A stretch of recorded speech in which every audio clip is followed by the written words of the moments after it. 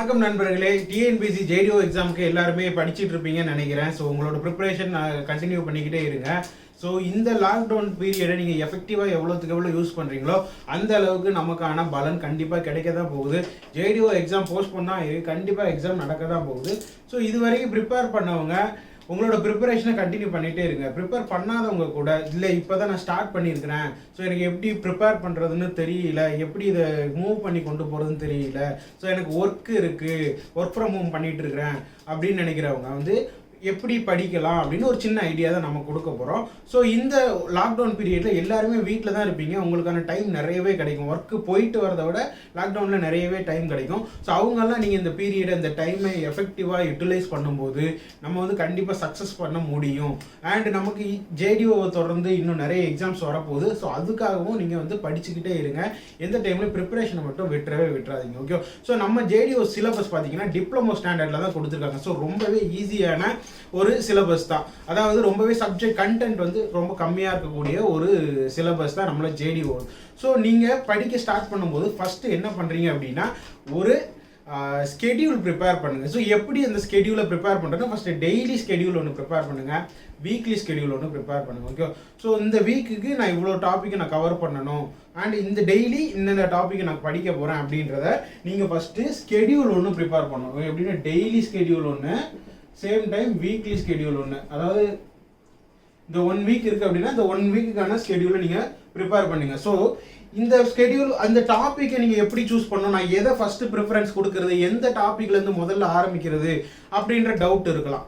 Okay. So எந்த டாப்பிக்லேருந்து உங்களுக்கு நான் எது சொல்லுவேன் அப்படின்னா ஃபஸ்ட்டு உங்களுக்கு எது டிஃபிகல்ட்டாக ஃபீல் ஆகுதோ அந்த சப்ஜெக்டை நீங்கள் ஃபஸ்ட்டு படிக்க ஆரம்பித்து முடிச்சிட்டிங்க அப்படின்னா உங்களுக்கு நிறையவே டைம் கிடைக்கும். ஆல்ரெடி உங்களுக்கு நல்லா தெரியும். அதாவது இது வரைக்கும் ப்ரிப்பேர் பண்ணிகிட்டு இருக்கிறவங்களுக்கு ஆல்ரெடி ஒரு டாபிக் தெரியாமல் இருக்கும். அந்த டாப்பிக்கே நீங்கள் படிக்கலாம். புதுசாக ப்ரிப்பேர் பண்ணணும்னு புதுசாக தான் நான் ஆரம்பிக்க போகிறேன் அப்படின்னு இருக்கிறவங்க என்ன பண்ணலாம் அப்படின்னா நம்ம ஜேடிஓ சிலபஸை நாங்கள் அனலைஸ் பண்ண வரைக்கும் நம்ம இதுக்கு எல்லாருக்குமே வெயிட்டேஜ்னு தனியாக போட்டிருக்கிறோம், இன்னொரு வீடியோ போட்டிருக்கோம். அதில் பார்த்தீங்கன்னா எல்லாமே ஈக்குவலான வெயிட்டேஜஸ் ஓரளவுக்கு இருக்குது. அண்ட் அதிகமாக பார்த்தீங்க அப்படின்னா இன்ஜினியரிங் மெக்கானிக்ஸ் ஆஃப் ஸ்ட்ரக்சர்ஸ்லாம் பார்த்தீங்கன்னா 18 to 20 கொஸ்டின்ஸ் கண்டிப்பாக வரக்கூடிய இந்த சப்ஜெக்ட்ஸ். ஓகேவா. ஸோ இதில் கன்ஸ்ட்ரக்ஷன் மேனேஜ்மெண்ட் மட்டும்தான் 15 கொஸ்டின்ஸ் இருக்கும். இதில் பார்த்தீங்க அப்படின்னா நம்ம அனலைஸ் பண்ணது என்ன அனலைஸ் பண்ணிக்கோம்னா கண்டென்ட் வைஸ் பார்த்தீங்க அப்படின்னா நீங்கள் கம்மியாக படித்தா போதும் 15 to 20 கொஸ்டின்ஸ் அட்டன் பண்ணலாம் அப்படின்ற மாதிரி சப்ஜெக்ட்ஸை நாங்கள் சூஸ் பண்ணிக்கோம். என்னென்ன சப்ஜெக்ட்ஸ்னு பார்த்தீங்க அப்படின்னா engineering mechanics of structures, estimation and costing, இந்த மூணு subject estimation and costing and பார்த்தீங்கன்னா சர்வேயிங். இதில் பார்த்தீங்க அப்படின்னா engineering mechanics of structure, estimation costing நீங்கள் ரொம்பவே கம்மியான சிலபஸ்ஸு. இந்த கம்மியான சிலபஸில் இருந்து தான் உங்களுக்கு 20 கொஸ்டின் கிட்ட கேட்க போகிறாங்க. அண்ட் பார்த்தீங்கன்னா இன்ஜினியரிங் மெக்கானிக்ஸில் பார்த்தீங்கன்னா 6 டாபிக் தான், 7 டாபிக் தான், பின் ஜாயிண்டட் ஃப்ரேம்ஸ் வரைக்கும் தான். ஸ்டார்டிங்லேருந்து அந்த 7 டாபிக் பார்த்தீங்கன்னா ரொம்பவே கம்மியான கண்டென்ட் தான். அண்ட் நீங்கள் அதில் ரொம்பவே ப்ராப்ளம் மாதிரி சால்வ் பண்ண வேண்டியதில்லை. ஜஸ்ட் நீங்கள் ரிமெம்பர் மைண்டில் ஞாபகம் வச்சுக்கக்கூடிய விஷயங்கள் தெரிஞ்சுக்கணும். அது கம்மியாக தான் இதில் இருக்கும். பார்த்தீங்க அப்படின்னா ஷியர் ஃபோர்ஸ் டயக்ராம் என்ன, ரியாக்ஷன் என்ன, ஸோ மொமெண்ட் ஆஃப் இனர்ஷியா என்ன, போலார் மொமெண்ட் ஆஃப் இனர்ஷியா என்ன, சென்ட்ராய்டு என்ன. ஸோ இந்த மாதிரி தான் கொஸ்டின்ஸ் இன்ஜினியரிங் மெக்கானிக்ஸில் நமக்கு வரப்போகுது. ஓகே. எதையுமே உங்களை சால்வ் பண்ணி நீங்கள் அந்த மாதிரி எந்த கொஸ்டின்ஸ் கேட்க போகிறது. ஸோ நாங்கள் அனலைஸ் பண்ணதில் இந்த 3 புதுசாக ப்ரிப்பேர் பண்ணணும்னு நினைக்கிறவங்க இன்ஜினியரிங் மெக்கானிக்ஸில் ஸ்டார்ட் பண்ணுங்கள். இன்ஜினியரிங் மெக்கானிக்ஸ் முடிச்சுட்டு நீங்கள் என்ன பண்ணலாம் அப்படின்னா மெக்கானிக்ஸ் ஆஃப் ஸ்ட்ரக்சர்ஸ் போகலாம். ஸோ இந்த 2 ஸ்ட்ரக்சர் சப்ஜெக்டை முடிச்சுட்டு அதுக்கப்புறம் உங்களுக்கு எது வேணும் அப்படின்னு நீங்கள் அதுக்கு அடுத்து நீங்கள் போக வேண்டியது எதுவாக இருக்கும் அப்படின்னு பார்த்தீங்கன்னா இந்த எஸ்டிமேஷன் காஸ்டிங் முடிக்கணும்னா முடிச்சுக்கலாம். இது 2 ஸ்ட்ரக்சர் சப்ஜெக்ட், இது 2 ஸ்ட்ரக்சர் சப்ஜெக்ட் அப்படின்றதுனால நான் ஃபஸ்ட்டு சொல்கிறேன். ஓகே. இது 2 ஸ்ட்ரக்சர் சப்ஜெக்ட். ஸோ இது 2 முடிச்சுட்டு நீங்கள் என்ன பண்ணலாம் அப்படின்னா எஸ்டிமேஷன் காஸ்டிங் போகலாம், தென் பார்த்தீங்கன்னா சர்வேயிங் போகலாம். ஓகேவா. ஸோ அதுக்கப்புறம் நீங்கள் எங்கே போகலாம் அப்படின்னு பார்த்தீங்கன்னா டிரான்ஸ்போர்ட்டேஷன் இன்ஜினியரிங் போகலாம். டிரான்ஸ்போர்ட்டேஷன் இன்ஜினியரிங் பார்த்தீங்க அப்படின்னா ஹைவே இன்ஜினியரிங்கும் சாயில் மெக்கானிக்ஸில் இருக்கக்கூடிய சம் பார்ட் காம்பேக்ஷன் வரைக்கும் இருக்கக்கூடிய பார்ட் டிரான்ஸ்போர்ட்டேஷனில் தான் ஆட் பண்ணியிருக்காங்க. ஸோ நீங்கள் என்ன ஹைவே இன்ஜினியரிங்கை முடிச்சுட்டு அந்த சாயில் இதையும் கவர் பண்ணிட்டீங்க அப்படின்னா டிரான்ஸ்போர்ட்டேஷன். ஸோ இந்த மாதிரி உங்களுக்கு எது ஈஸியாக இருக்கும், ரொம்ப ஈஸியாக நீங்கள் முடியுங்கன்னா ஃபஸ்ட்டு 3 இந்த சப்ஜெக்ட் முடிச்சிங்கன்னா கிட்டத்தட்ட உங்களுக்கு 50 கொஸ்டின்ஸ் உங்களால் கவர் பண்ண முடியும். அதனால சொல்கிறேன் engineering mechanics of structure, estimation costing முடிச்சிங்க அப்படின்னா ஒரு 50 கொஸ்டின்ஸ் உங்களால் கவர் பண்ண முடியும். ஸோ அதனால தான் நான் அதை ஃபஸ்ட்டு படிக்க சொன்னேன். ஸோ அதுக்கப்புறம் உங்களோட இந்த கன்ஸ்ட்ரக்ஷன் மெட்டீரியல்ஸு, ஹைட்ராலிக்ஸ், என்விரான்மெண்டல் இன்ஜினியரிங்லாம் பார்த்தீங்க அப்படின்னா ரொம்பவே வாஸ்டான சிலபஸ். அதை நீங்கள் ஃபஸ்ட் எடுக்கும்போது உங்களுக்கு டயர்ட் ஆகிறதுக்கு சான்சஸ் இருக்குது. ஸோ இந்த engineering mechanics of structure, estimation காஸ்டிங்கை நீங்கள் ஒரு வீக்கில் முடிக்கலாம், தாராளமாக நினச்சா நீங்கள் முடிச்சிடலாம். ஓகே, ஸோ இந்த மாதிரி உங்களுக்கு எது ப்ரிஃபரன்ஸ், உங்களுக்கு எது ரொம்ப பிடிச்சிருக்கோ, எது வந்து ஆல்ரெடி கான்செப்ட் வைஸ் நல்லா தெரிஞ்சிருக்குதுன்னு நினைக்கிறீங்களோ அந்த சப்ஜெக்ட்டை நீங்கள் சூஸ் பண்ணுங்கள். ஆல்ரெடி ப்ரிப்பேர் பண்ணிட்டு இருக்கிறவங்க படித்ததையே திரும்ப திரும்ப படிக்காமல் ஏதாவது ஒரு சப்ஜெக்ட் வந்து நமக்கு கொஞ்சம் லெஸ் ப்ரிஃபரன்ஸ் கொடுத்து படிச்சிருப்போம் ப்ரீவியஸாக, அந்த சப்ஜெக்டை எடுத்து நீங்கள் வந்து படிக்க ஆரம்பிச்சிங்க அப்படின்னா ரொம்பவே ஹெல்ப்ஃபுல்லாக இருக்கும். ஓகே, ஸோ ஒரு டெய்லி ஸ்கெடியூல். ஸோ எந்த டைம் படிக்கணும்னா பர் டே வந்து நீங்கள் மினிமம் வந்து 3 hours வந்து நீங்கள் வந்து கண்டிப்பாக வந்து டைம் ஸ்பெண்ட் பண்ணியே ஆகணும். இது உங்களுக்கு ஒர்க் போகாமல் நான் படிக்கிறது மட்டும்தான் அப்படின்னா மினிமம் நீங்கள் வந்து 6 to 7 hours நீங்கள் வந்து ஸ்பெண்ட் பண்ணலாம். ஓகே, அந்த 6 to 7 hours நீங்கள் ரொம்பவும் டைம் ஸ்பெண்ட் பண்ணும்போது உங்களுக்கு ரொம்பவே ஸ்ட்ரெஸ் ஆகும். அதனால தான் இந்த 6 to 7 hoursன்றது சொல்கிறோம். ஸோ ஒர்க் போகிறவங்க மினிமம் நீங்கள் 2 to 3 hours ஸ்பெண்ட் பண்ணுங்கள். ஸோ வந்து எப்படி இந்த டைமை நீங்கள் எப்படி ஸ்ப்ளிட் பண்ணிக்கலாம் அப்படின்னு பார்த்தீங்கன்னா 2 hours வந்து நீங்கள் ஸ்டடி பண்ணுங்கள். 2 hours வந்து டெக்னிக்கலுக்கும் 1 hour வந்து ஜென்ரலுக்கும் நீங்கள் வந்து டைம் ஸ்பெண்ட் பண்ணுங்கள். ஸோ அப்படி இல்லை அப்படின்னா ஒரு 1.5 hour டெக்னிக்கல் சப்ஜெக்ட் படிச்சுட்டு எந்த டாபிக் படிக்கிறீங்களோ அது ரிலேட்டடாக ஒரு 30 minutes அப்ஜெக்டிவ் டைப் கொஸ்டின்ஸ்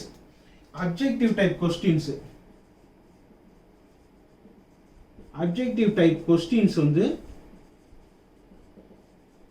பாருங்க. நீங்க அப்ஜெக்டிவ் டைப் கொஸ்டின்ஸ் பாருங்க. ஓகேவா, இந்த எந்தெந்த கொஸ்டின் படிக்கிறீங்களோ அந்த டாபிக் படிக்கிறீங்களோ அது ரிலேட்டடான அப்ஜெக்டிவ் டைப் கொஸ்டின்ஸ் ஒரு 30 minutes பாருங்க.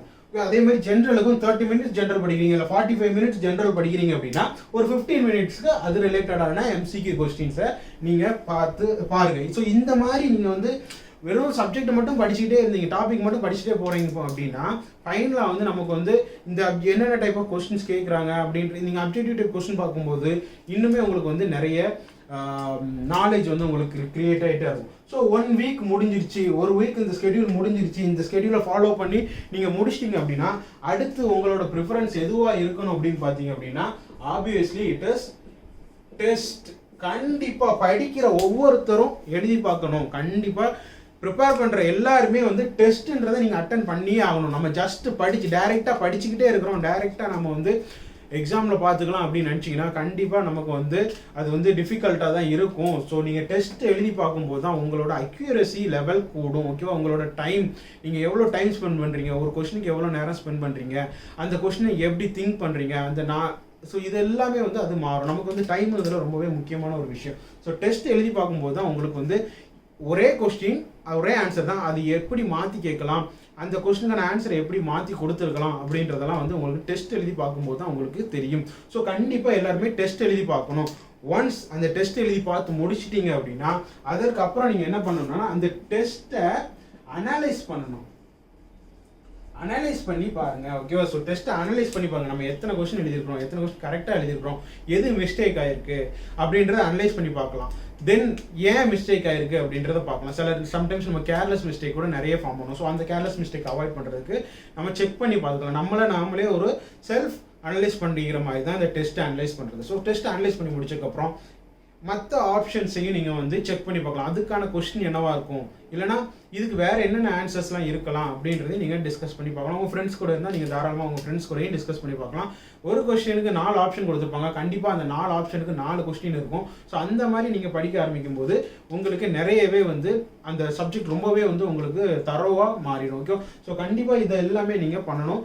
மெயினாக வந்து அப்ஜெக்டிவ் டைப் கொஸ்டின், ஒரு வீக்குக்கு வந்து எவ்வளோ அப்ஜெக்டிவ் நீங்கள் வந்து கவர் பண்ணுறீங்க அப்படின்றது, சைமல்டேனியஸாக வந்து பேரலாக டாபிக் கவர் பண்ணுறோம், பேரலாக நீங்கள் அப்ஜெக்டிவ் கொஸ்டினும் நீங்கள் கவர் பண்ணணும். ஸோ பெர் வீக்குக்கு வந்து 400 to 500 கொஸ்டின்ஸ் நான் வந்து கவர் பண்ணணும் அப்படின்றதையும் நீங்கள் ஞாபகம் வச்சுக்கோங்க. அதுக்கு ஏற்ற மாதிரி அதை எய்ம் பண்ணி அதுக்கு ஏற்ற மாதிரி ஸ்கெடியூல் பண்ணி ப்ரிப்பேர் பண்ணி படிக்க ஆரம்பிச்சிங்கன்னா நம்மளால் ஜேடிஓ எக்ஸாமை கண்டிப்பாக கிளியர் பண்ண முடியும் கைஸ்.